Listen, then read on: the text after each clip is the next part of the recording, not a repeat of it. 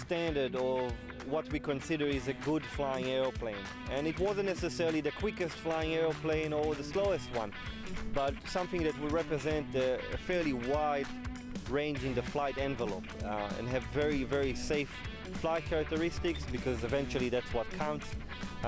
And an airplane that is reliable, fairly easy to maintain, fairly cost effective in terms of parts, because eventually you need to live with it and customer needs to own them and operate and enjoy them for a while.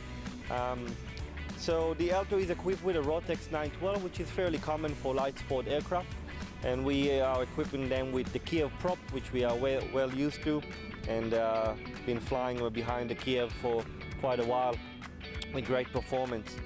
The airplane itself almost feel like a morph between an RV-7A for people who flew them, or 7 in general, and a Piper Warrior.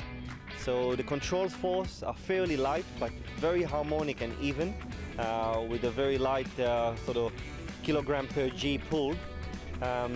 However, a lot of stability, so the airplane is very positively stable, and if you displace it, it returns to center.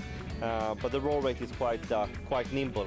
So it's quite a nice, friendly, and gentle flight experience in it, but you still have control authority.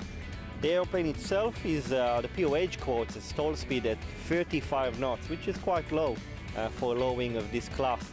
However, we found that it's a little bit less than that, which is always good to have higher numbers in cruise and lower number in stall when you come down to the POH. And I often come at 45 on base and final, and I still float a little bit on landing.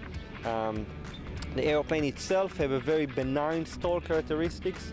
There's a very noticeable buffet long time before the stall.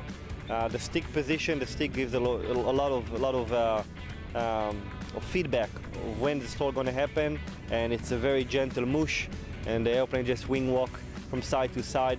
So again, very benign, and part of the contributor of the design.